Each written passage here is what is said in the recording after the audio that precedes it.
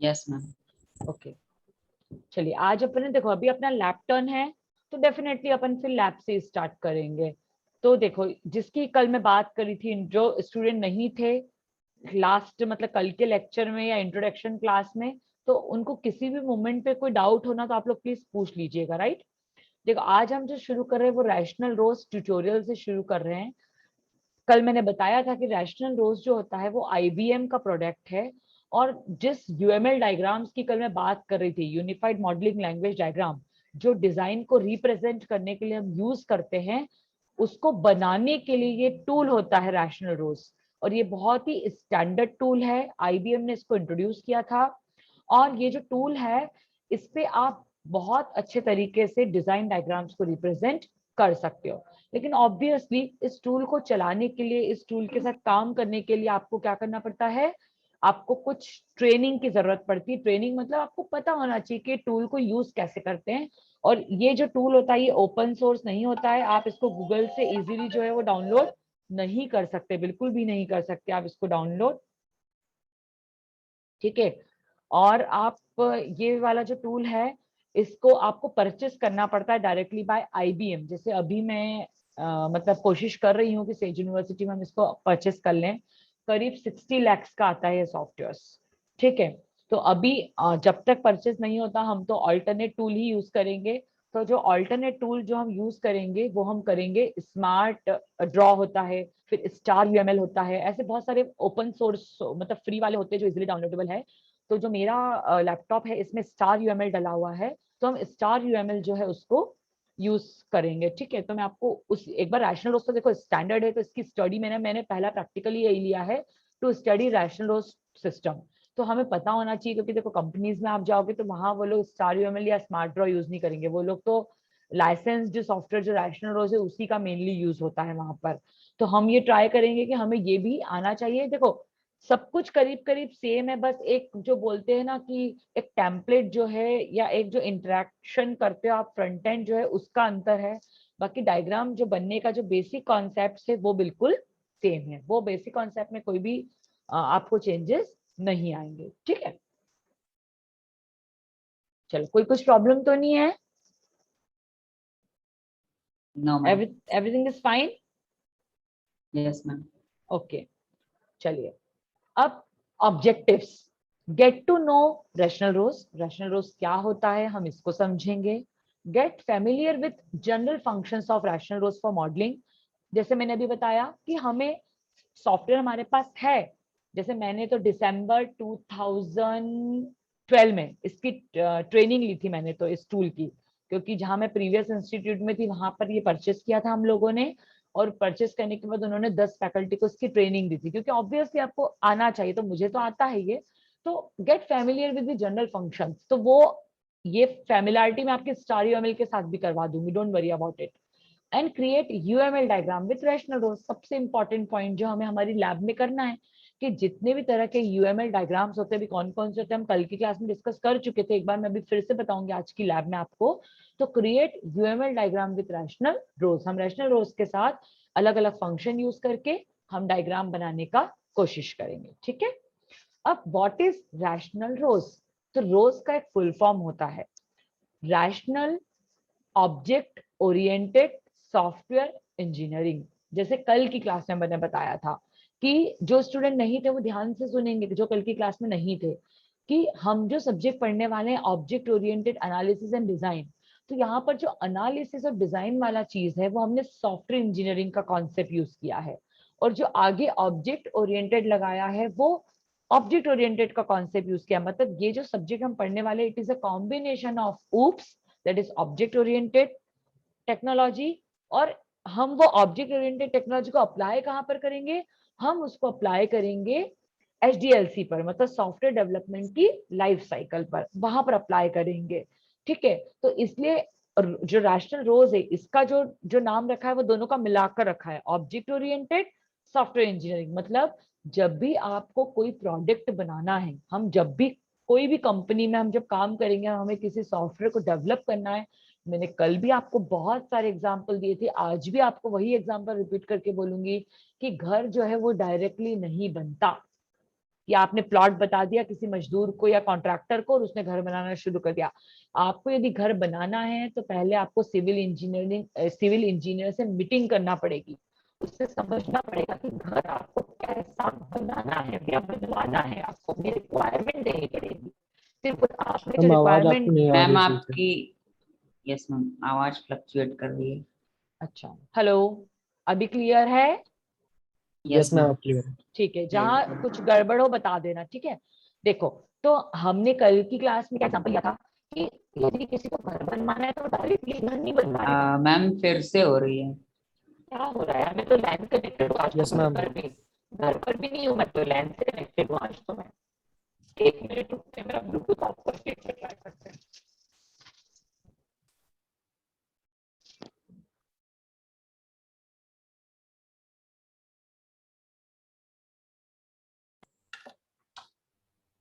Hello, yes ma'am. अभी clear है आवाज? Yes ma'am. ठीक है, हो सकता है ब्लूटूथ में कुछ प्रॉब्लम आ रही हो, नो वरीज। चलिए, तो मैं ये बता रही थी, घर डायरेक्टली नहीं बनता है तो हमें क्या करना पड़ेगा? हमें ये करना पड़ेगा कि हमें उसको किसी सिविल इंजीनियर से पहले ड्राइंग बनवानी पड़ेगी। फिर उस ड्राइंग पर हम देखेंगे कि if everything goes perfect, then हम उसको क्या करेंगे, फिर हम उसको फाइनली कॉन्ट्रैक्टर को देंगे उसको बनवाने के लिए। तो उसी तरीके से जब कोई भी सॉफ्टवेयर का प्रोडक्ट बनता है, मतलब जब भी कोई सॉफ्टवेयर बनता है, हम जब प्रोडक्ट बनाते हैं तो हम क्लाइंट से उसकी पूरी इंफॉर्मेशन लेते हैं कि हमें वो कैसे बनाना है प्रोडक्ट, आपको कैसे बनवाना है। और फिर डेवलपर पूरी इंफॉर्मेशन लेता है, वो उस इंफॉर्मेशन को एनालाइज करता है, समझता है। क्योंकि देखो, जो क्लाइंट है वो लेमैन है, उसको थोड़ी ना पता है कि क्या रॉन्ग है और क्या राइट है। तो जो भी पर्टिकुलर रिक्वायरमेंट लेता है वो उसको समझाएगा कि नहीं, ये ऐसा नहीं, ऐसा करवाना ज्यादा बेटर है। क्योंकि सिविल इंजीनियर भी हमारी पूरी थोड़ी ना सुनता है, वो अपने उसने जो फंडामेंटल पढ़े हैं आप उसकी इंजीनियरिंग में, वो अपने को बताएगा कि नहीं ये चीज गलत है, आप ऐसा करवाओगे तो आपको आगे चल के प्रॉब्लम आएगी। वो उसके प्रॉस एंड कॉन्स बताता है हमको। फिर फाइनली हमारा जो प्रोडक्ट है वो बनता है। तो प्रोडक्ट बनाने से पहले आपको एनालिसिस भी करना जरूरी है और उसकी डिजाइन बनाना भी जरूरी है। ये चीज क्लियर है आपको बात? इसी कारण से यस मैम। रोज है, इसी कारण से जो रोज है वो ऑब्जेक्ट ओरिएंटेड और सॉफ्टवेयर इंजीनियरिंग का कॉम्बिनेशन है। क्योंकि इनका कॉम्बिनेशन से आपका जो प्रोडक्ट का डेवलपमेंट है वो बहुत अच्छा हो जाएगा। ठीक है, तो Rational Rose is a set of visual modelling. ये वर्ड बहुत ध्यान रखना, विजुअल, क्योंकि यहाँ पर हमेशा हर चीज हमको दिखता है। यहाँ पर हम हवा में बात नहीं करेंगे, हम ब्लूप्रिंट बना के दिखाएंगे। ब्लूप्रिंट मतलब पक्का, हम ओरल नहीं बोल रहे, हमें ऑन पेपर। ब्लूप्रिंट मतलब ऑन पेपर हमें कोई चीज मिलेगी, और ऑन पेपर मतलब विद प्रूफ। तो ये विजुअल मॉडलिंग टूल होता है for development of object oriented software. मतलब ऐसा सॉफ्टवेयर जिसको हम ऑब्जेक्ट ओरिएंटेड मेथोडोलॉजी या ऑब्जेक्ट ओरिएंटेड को बेस रखकर बनाएंगे, तो वो हमारा होगा रैशनल रोज। अब विजुअल मॉडलिंग क्या होता है? It is a process of graphically depicting the system to be developed. कि हमारा घर जो है वो पूरा कैसे बनेगा ये हमको समझ में आ जाएगा। पहले हम गड्ढा खोदते हैं, फिर उसमें कुछ मुरुम बोलते हैं ना वो भरते हैं, फिर उसको एक लेवल पे लेके पहले हम उसकी, मतलब पहले एक लेवलिंग करते हैं उसको, फिर उस पे हम पिलर्स खड़ा करते हैं, फिर वॉल्स बनाते हैं हम, फिर ऊपर ऊपर वाली छत डालते हैं, फिर से नए पिलर्स खड़ा करते हैं। मतलब एक प्रोसीजर होती है ना। फाउंडेशन को रेडी करना, फिर उसको प्रिपेयर करना, फिर फर्स्ट फ्लोर बनाना। देखो हर चीज का एक प्रोसीजर फिक्स है। तो ग्राफिकली डिपिक्ट करना मतलब हमारे सिस्टम को हम डिजाइन के थ्रू ग्राफिकली डिपिक्ट करेंगे। तो उसमें हम क्या करेंगे? प्रेजेंटिंग एसेंशियल डिटेल्स, हम सारी इसेंशियल डिटेल्स को दिखाएंगे। Filtering out the non essential details, जो हमारे काम की नहीं है उस पर हम ज्यादा ध्यान नहीं देंगे, या हम डिजाइन में उसको रिप्रेजेंट बिल्कुल भी नहीं करेंगे तो क्योंकि वो बैकग्राउंड में चलने वाली है। And viewing the system from different perspective. Different perspective वाला वर्ड क्यों यूज किया है? क्योंकि हम यूएमएल का एक डायग्राम नहीं बनाएंगे, हम यूएमएल का बहुत सारे डायग्राम बनाएंगे। हम ईआर भी बनाएंगे, हम डीएफडी भी बनाएंगे, हम यूज केस भी बनाएंगे, और हम बहुत तरह के डायग्राम्स जो बनाएंगे। इसलिए हम अलग अलग पर्सपेक्टिव से हमारे सिस्टम को देख पाएंगे। हम ऐसा क्यों कर रहे हैं? ताकि हमारा जो सिस्टम है वो बहुत ज्यादा फर्निश हो जाए, हमारा सिस्टम बहुत अच्छा चलने लगे। ठीक है, वॉइस क्लियर है ना? Yes ma'am. Okay. Yes ma'am. Why model हम क्यों चूज कर रहे हैं, राइट? तो UML model act as an architectural blueprint for software development, मतलब सॉफ्टवेयर इंजीनियर जब डेवलप करेगा, जब वो बनाएगा, जैसे मजदूर हैं या कॉन्ट्रैक्टर हैं, जब वो घर बनाना शुरू करते हैं तो उनके लिए बेस क्या रहता है, इंजीनियर ने जो डिजाइन पास किए वो उनके लिए बेस रहता है। तो सिमिलर मैनर में जब सॉफ्टवेयर डेवलपर डेवलप करेगा तो किसको बेस लेके चलेगा, हमारे जो डिजाइन डायग्राम्स हैं उन डिजाइन डायग्राम्स को वो क्या करेगा, एक बेस रखकर चलेगा। गुड मॉडल्स क्या होते हैं, identify requirements and communicate information. अच्छी डिजाइन तो वही होती है जो हमारी सारी रिक्वायरमेंट को फुलफिल कर। हम कोई घर खरीदने के लिए देखने जाते हैं तो हमें कैसा घर पसंद आता है, जो अजीब सा बना हुआ रहता है वो घर पसंद आता है, या जो बहुत परफेक्टली बना हुआ रहता है हमें वो घर पसंद आता है ना। तो जो रिक्वायरमेंट को फुलफिल करे और जो हमें इजीली कम्युनिकेट करे, मतलब जो इजीली हमें समझ में आ जाए, ऐसा सिस्टम होना चाहिए, उसको हम गुड सिस्टम बोलेंगे। Always focus on how system components interact without get bogged out in specific details. जहां पर जरूरी डिटेल्स नहीं है उसमें बहुत इंटरेस्ट नहीं रहता है हमें, हमारे काम की डिटेल्स है तो हमारे लिए वो सिस्टम मतलब इनफ रहता है। और कंपोनेंट मतलब सिस्टम के जो कंपोनेंट है वो आपस में कैसे इंटरेक्ट कर रहे हैं वो पता होना चाहिए। ये भी हम सब आगे चलकर डिटेल में पढ़ने वाले, क्योंकि हम डायग्राम खुद बनाएंगे, वहां पर हम गुड मॉडल बनाएंगे। हमारा मॉडल ऐसा ही होगा जो हर रिक्वायरमेंट को फुलफिल करेगा, इजिली कम्युनिकेट करेगा और उसके जितने भी कंपोनेंट्स है वो आपस में इंटरेक्ट करेंगे और हम ज्यादा डिटेल्स में बिल्कुल भी नहीं जाएंगे। ऐसा सिस्टम हम खुद बनाएंगे तो आपको ये पॉइंट्स वहां पर रिकॉल हो जाएंगे। allows you to see relationship among design component. I am one component, you are the another component.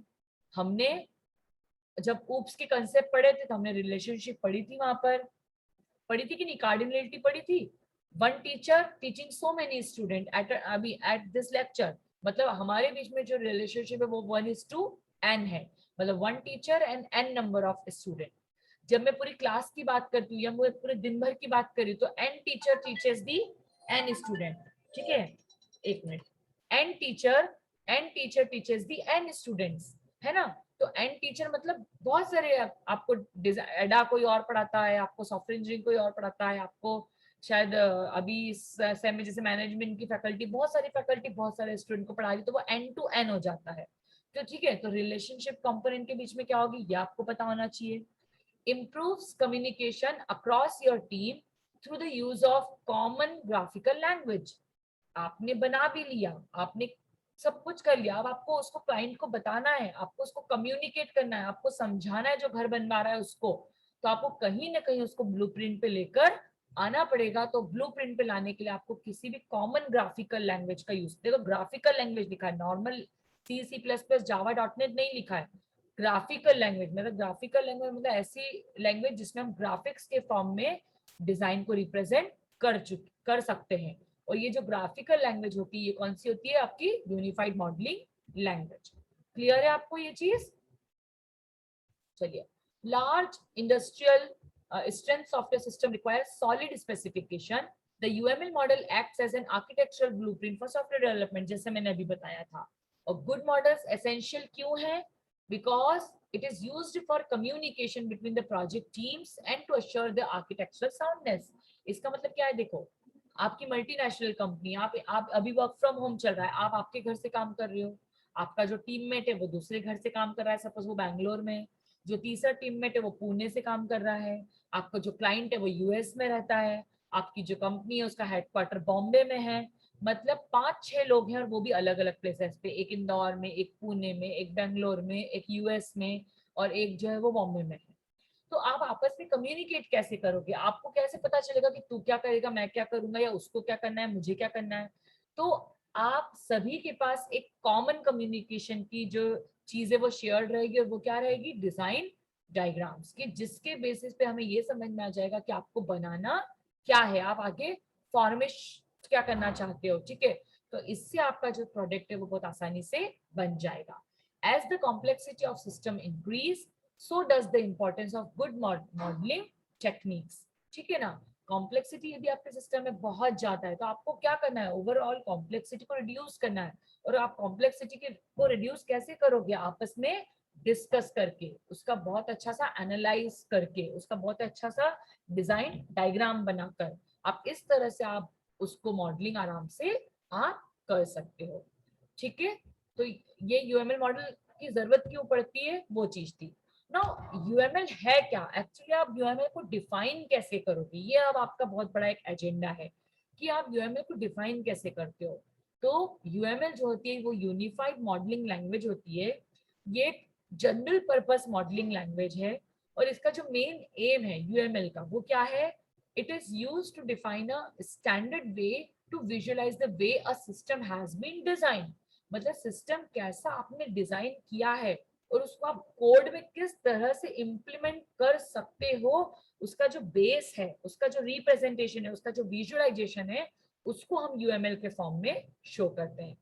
It is quite similar to blueprints used in other fields of engineering. जैसे मैंने आपको civil engineering का example दिया, उसी similar manner में आप software engineer के लिए जो डिजाइन तैयार करते हो उसको आप क्या बोलते हो, यूएमएल डायग्राम्स।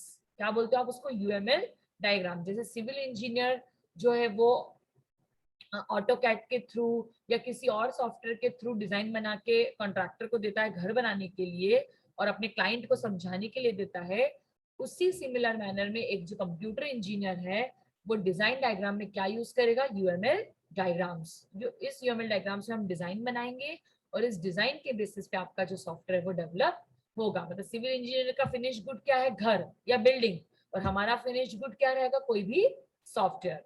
ठीक है, उनको इनपुट किसने दिया, उनको इनपुट क्लाइंट ने दिया, हमें भी इनपुट कौन देगा, क्लाइंट देगा। हमारे यहाँ डेवलप कौन करेगा, सॉफ्टवेयर डेवलपर्स जो किसी कंपनी में काम करते हैं और उनकी पूरी टीम रहती है, उनका टीम लीडर भी होता है, आपको सब पता तो है ये सब चीजें। और सिविल के टर्म में कौन करेगा, सिविल इंजीनियर। ठीक है, तो ये आपको डिफरेंस समझ में आना चाहिए। और एक और इम्पोर्टेंट बात, UML is not at all a programming language. किस टाइप की लैंग्वेज है यूएमएल, कौन बताएगा। यूएमएल प्रोग्रामिंग लैंग्वेज नहीं है, पर यूएमएल किस टाइप की लैंग्वेज है।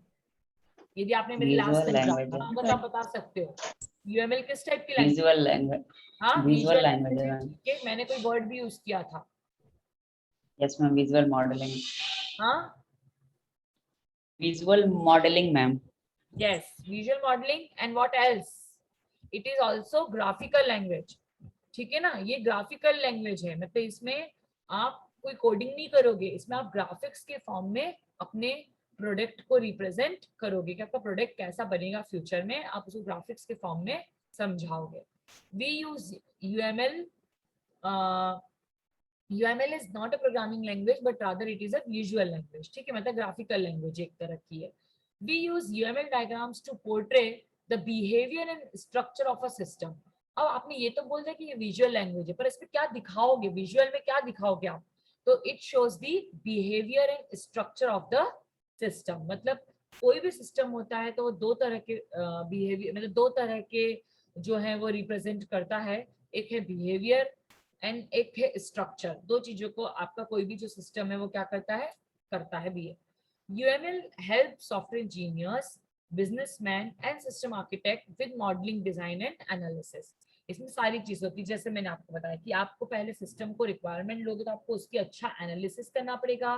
आपका एनालिसिस जब हो जाएगा तब आप उसका डिजाइन करेंगे, और डिजाइन जब आपका हो जाएगा तभी आप उसको किसी लैंग्वेज की हेल्प से मॉडल करके उसको आप ग्राफिक के फॉर्म में रिप्रेजेंट करोगे। बात आ रही है समझ में। तो it can be use by anyone, ये सॉफ्टवेयर कंपनीज में भी यूज हो सकता है, इसको इंजीनियरिंग के स्टूडेंट भी यूज कर सकते हैं, इसको सॉफ्टवेयर इंजीनियर्स भी यूज कर सकते हैं, और जो इसी फील्ड के बिजनेसमैन है, जो कंप्यूटर रिलेटेड फील्ड के बिजनेसमैन है, जो प्रोडक्ट डेवलपमेंट पे काम करते हैं, वो भी इसको आसानी से यूज कर सकते हैं। ठीक है, तो अभी तक किसी को कोई डाउट तो नहीं है। No ma'am. ओके, अब ये जो मैं आपको बात कर रही थी, जो हमें काम करना है एक्चुअली लैब में, डायग्राम। तो डायग्राम जो है वो दो टाइप के होते हैं, अभी लास्ट स्लाइड में आपको मैंने बताया, बिहेवियर डायग्राम और स्ट्रक्चर डायग्राम। डेफिनेशन क्लियर है आपको। अब एक और चीज, जो स्ट्रक्चर डायग्राम होते हैं, ठीक है, जो स्ट्रक्चर डायग्राम होते हैं उसको हम स्टैटिक भी बोलते हैं। याद रखना ये चीज, कई बार एग्जाम में या वाइवा में पूछ लिया जाता है, हम भूल जाते हैं, हमें याद नहीं रहता है। और जो बिहेवियर डायग्राम रहते हैं इनको हम डायनामिक डायग्राम भी बोलते हैं, क्योंकि कुछ स्टूडेंट होंगे जिन्होंने कल की क्लास अटेंड की थी वो तो सोच रहे होंगे कि कल तो मैडम ने स्टैटिक और डायनामिक बताई थी, इसकी कोई दो कैटेगरी, और आज तो मैडम स्ट्रक्चर और बिहेवियर बता रही है। तो वो दो नाम है उसके। तो पहला जो है वो स्ट्रक्चर डायग्राम को आप स्टैटिक बोल सकते हो, और बिहेवियर डायग्राम को आप क्या कर सकते हो, बिहेवियर डायनामिक बोल सकते हो। अब देखो इंसान का जो बिहेवियर है, मैं कल भी एग्जांपल दिया था कि यदि मैं चाटा मारूंगी तो आपको रोना आ जाएगा, या मैं चाटा मार दूंगी तो आप मेरे से बात करना बंद कर दोगे, या मैं चाटा मारूंगी तो आप मेरी कंप्लेन कर दोगे, मतलब मेरे एक्शन पे आप रिएक्शन जरूर दोगे, मतलब you come in the category of behaviour, क्योंकि आपको फर्क पड़ रहा है, आपका मेरे चाटा मारने से आपका बिहेवियर जो है वो चेंज हो रहा है। लेकिन जो स्टैटिक डायग्राम होते हैं उसमें बिहेवियर चेंज नहीं होता है, वो एज इट इज रहते हैं, और वहां पर जो है वो चेंज नहीं होते। Once it defined, once it declared, once it finalise, it won't change later. लेकिन जो डायनेमिक डायग्राम होते हैं वो विथ टाइम उसमें चेंजेस जो है वो जरूर आते हैं और आ सकते हैं। आपको दोनों मॉडल में डिफरेंस क्लियर है, स्टैटिक डायग्राम और डायनेमिक डायग्राम, या स्ट्रक्चर डायग्राम या बिहेवियर डायग्राम? जितने भी स्टूडेंट मेरी क्लास में प्रेजेंट है, 18 स्टूडेंट हैं अभी लैब में, सभी को ये चीज क्लियर है? Yes, ma'am. Yes, ma'am. दोनों डायग्राम? Yes, ma'am.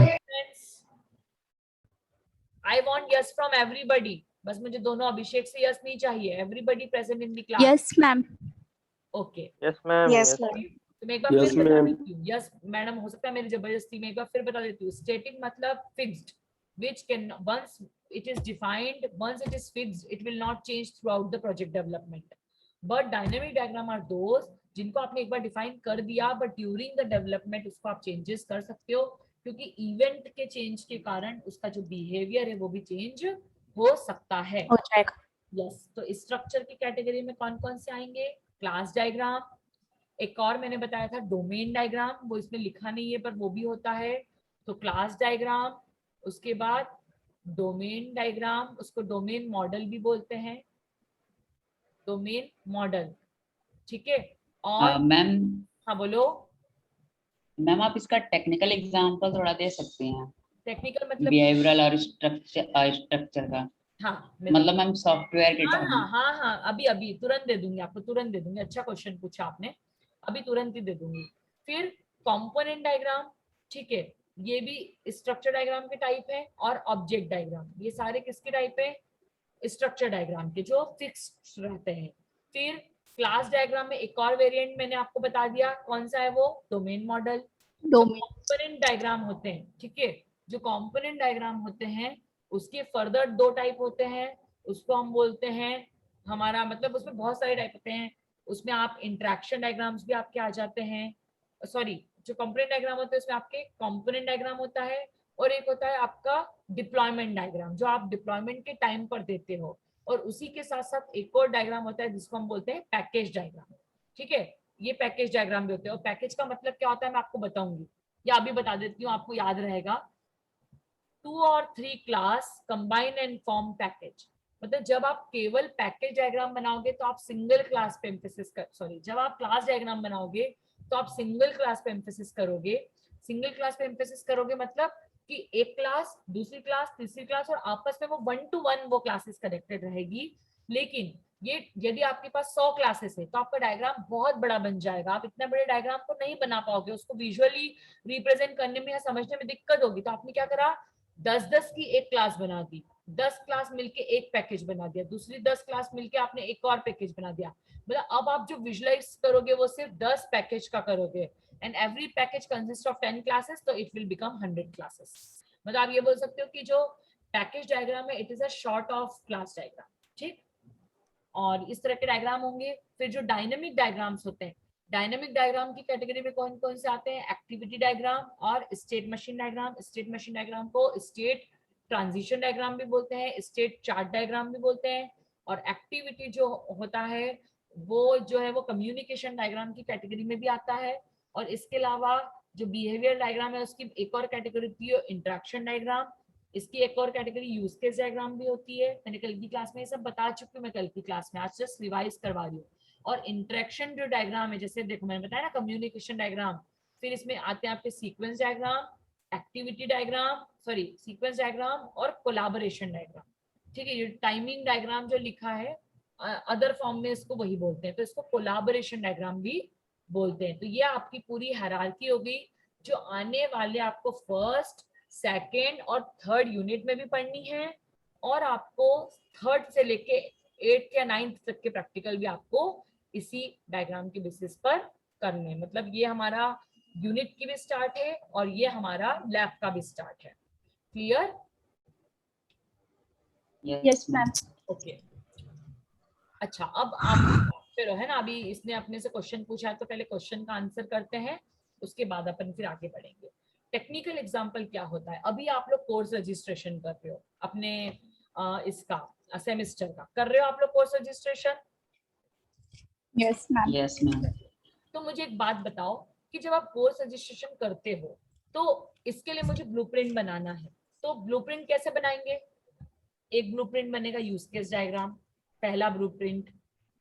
फिर दूसरा ब्लूप्रिंट बनेगा मेरा क्लास डायग्राम, ये दूसरा ब्लूप्रिंट। तीसरा ब्लूप्रिंट मेरा बनेगा सपोज सीक्वेंस डायग्राम, तो ये तीसरा हो गया। फिर मेरा बनेगा कोलैबोरेशन डायग्राम, ये मेरा चौथा हो गया। फिर मेरा बनेगा एक्टिविटी डायग्राम, ये मेरा पांचवा हो गया। फिर मेरा बनेगा स्टेट ट्रांजिशन डायग्राम, ये मेरा 6 नंबर हो गया। फिर मेरा बनेगा पैकेज डायग्राम, ये मेरा 7 नंबर हो गया। फिर मेरा बनेगा कंपोनेंट डायग्राम, ये मेरा 8 नंबर हो गया। और फिर बनेगा मेरा डिप्लॉयमेंट डायग्राम, ये मेरा हो गया नंबर 9। मतलब एक कोर्स रजिस्ट्रेशन करने के लिए मैंने कितने ब्लूप्रिंट बनाए? From 1 to 9। Are you getting my point what I am trying to say? Abhishek? Yes ma'am. Question आपने पूछा था इसलिए मैं आपसे पूछ रही हूँ। मतलब आप जब कोई भी प्रोडक्ट को डेवलप कर रहे हो तो प्रोडक्ट को डेवलप करने से पहले उसका जो एनालिसिस तो आपने कर लिया। एनालिसिस तो जनरली वर्ड्स होते हैं, क्वेश्चंस होते हैं, है ना? आपने ये सब Yes, ma'am. सॉफ्टवेयर तो क्या बोलते हैं, रिक्वायरमेंट इलिसिटेशन बोलते हैं ना, ये सब आप सॉफ्टवेयर Yes, इंजीनियरिंग में पढ़ चुके हो। बट आपने एक बार एनालाइज कर लिया, आपकी चीजें यदि एक बार फाइनलाइज हो गई तो फाइनलाइज करने के बाद आप क्या करोगे? उसको डिजाइन में कन्वर्ट करोगे। तो जब आप उसको ब्लूप्रिंट में कन्वर्ट करोगे, या आप उसको कह रहे हो कि आप जब उसको डिजाइन में कन्वर्ट करोगे, तो डिजाइन में कन्वर्ट करने के लिए आपको ये 9 डायग्राम्स जो है वो बनाने पड़ेंगे, तब आपकी डिजाइन जो है वो कंप्लीट होगी। अब फॉर एग्जाम्पल अभी देखो, मैं बताऊंगी भी तो आपको समझ में नहीं आएगा, क्योंकि ये डायग्राम क्या है अभी आपको, आपके लिए बहुत बड़ा क्वेश्चन मार्क है। ये डायग्राम होते क्या yes, है? फिर भी अब आपने क्वेश्चन पूछा है, मुझे तो आंसर करना ही है आपको, तो आपके उसके लिए मैं एक ओरली आपको बता देती हूँ। जैसे मैंने बोला आप लोग अभी सेमेस्टर का कोर्स रजिस्ट्रेशन कर रहे हैं, मतलब मेरा जो प्रोडक्ट है जो मैं डेवलप करना चाहती हूँ, जो ईआरपी पे आपको डेवलप है, वो क्या है? आपका कोर्स रजिस्ट्रेशन मॉड्यूल है, आपका कोर्स रजिस्ट्रेशन का सिस्टम है। तो जब मैं उसका यूज केस डायग्राम बनाऊंगी तो आपको पता है कि यूज केस डायग्राम में क्या होता है। यूज केस डायग्राम में होते हैं फंक्शंस, जिसको हम ओवल के फॉर्म में रिप्रेजेंट करते हैं, जिसको हम यूज केसेस भी बोलते हैं। और इसमें होते हैं एक्टर। इसमें क्या होते हैं? एक्टर। एक्टर मतलब कि इस फंक्शन से इंटरैक्ट कौन करेगा, कौन कौन से एक्टर है। अब यदि मैं कोर्स रजिस्ट्रेशन की बात करूं तो इसमें जो एक्टर, देखो अभी ये सब चीजें हम डिटेल में कब पढ़ेंगे, जब मैं यूज केस डायग्राम आपको एक्सक्लूसिव बताऊंगी, पर अभी मैं सिर्फ समझाने के लिए बता दूं। तो ये एक्टर नंबर ए है, ये हो सकता है ये 3 फंक्शन से इंटरेक्ट करे। एक्टर नंबर बी है, वो थर्ड से भी करेगा, फोर्थ से भी करेगा। जो एक्टर नंबर सी है, हो सकता है वो सारे से इंटरेक्ट करे, सबसे करे इंटरेक्ट। तो अब आपको अभिषेक समझ में आया टेक्निकली इसको कैसे करेंगे? Library management system, hospital management system है, स्टूडेंट मैनेजमेंट सिस्टम है, फिर बैंक में अकाउंट का जो डिटेल है वो मैनेजमेंट सिस्टम है, जिसको हमने बोला मैम ये जो हाँ एक्टर है वो एज अ फंक्शन काम करेगा ना इसमें? नहीं नहीं नहीं, ये जो एक्टर है, एक्टर का जो डेफिनेशन होता है वो क्या होता है? One who interacts with the system. मतलब अभी मैं पढ़ा रही हूँ तो पढ़ाना इज नॉट, मतलब मेरा प्रोडक्ट क्या है कि ओवरऑल मेरा लेक्चर फिनिश होना चाहिए। तो ओवरऑल लेक्चर फिनिश होने में रोल किसका किसका, एक्टर कौन कौन है? आप और मैं। और तीसरा एक्टर yes, कौन है? तीसरा एक्टर कौन है, कोई बता सकता है? एक एक्टर मैं हूँ, फैकल्टी, एक एक्टर आप हो, स्टूडेंट। तीसरा एक्टर कौन है, कोई बता सकता है मुझे? मैम जो हमारा अलावा प्रेजेंट है शायद वो क्या क्या क्या? मैम जो अदर स्टूडेंट प्रेजेंट हैं नो शायद वो। सारे स्टूडेंट मतलब सारे student yes ma'am. Ma'am laptop, yes ma'am system. वो सिस्टम जिसके थ्रू आप इंटरेक्ट करो, जैसे हम एटीएम का बनाती हूँ, तो एटीएम में मैं ट्रांजेक्शन करूंगी, बैंक मैनेजर उस ट्रांजेक्शन को वेरीफाई करेगा, लेकिन मेरा पैसा अल्टीमेटली निकल के कहाँ से आ रहा है, एटीएम से निकल के आ रहा है, मतलब वो पैसिव एक्टर होगा। और आप स्टूडेंट और फैकल्टी, वो कौन है, एक्टिव एक्टर है। मतलब यहाँ पर मेरा जो जूम है, it is passive actor. Are you getting my point? मतलब वो काम कर रहा है, पर देखो जैसे आपका भी ध्यान मेरे पे, स्टूडेंट और फैकल्टी पे गया, लेकिन सिस्टम पे नहीं गया। सिस्टम पे जब मैंने पूछा कि और कौन, तब आपने बोला सिस्टम, क्योंकि it behave as a passive actor. Passive actor का मतलब क्या होता है, वो एक्ट तो करता है, लेकिन सबसे पहले तो वो लाइमलाइट में नहीं रहता है ना। और उसका जो काम है वो एज अ मशीनरी रहता है, मतलब वो एक सिस्टम जैसे कोई बिलिंग सिस्टम है ना। तो देखो जैसे हम होटल में खाना खाने जाते हैं, मैंने अपना डेबिट कार्ड दिया उसको स्क्रैच करने के लिए, उसने स्क्रैच किया, मैंने अपनी पिन डाली, मतलब काम कौन कर रहा है, मैं कर रही हूँ। उसने बिल फाड़ के मुझे दे दिया और मेरा कार्ड मुझे वापस कर दिया, ये कौन कर रहा है, एक सपोज वहां का वेटर। लेकिन पैसा किसने लिया, मतलब मेरे अकाउंट से कटा, उनके अकाउंट में जमा हुआ, ये किसने किया, ये उस क्रेडिट कार्ड के सिस्टम ने किया।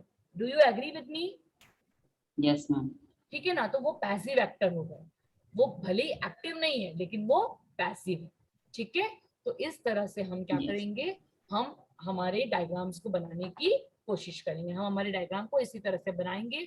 हम ऐसे लास्ट क्लास में इसीलिए मैंने बोला था कि हर स्टूडेंट 3-3 का ग्रुप बना लो, और आप उसी केस स्टडी पे थ्रू आउट द सेमेस्टर काम करना है। जैसे कोर्स रजिस्ट्रेशन ले लो, या हॉस्पिटल मैनेजमेंट ले लो, या जैसे अभी मैंने आपको बताया जो एग्जांपल दिया एटीएम सिस्टम का, वो ले लो, या कोई बैंकिंग का ले लो, ऐसे कोई भी एग्जांपल आप ले सकते हो। क्लियर है बेटा आप लोगों को?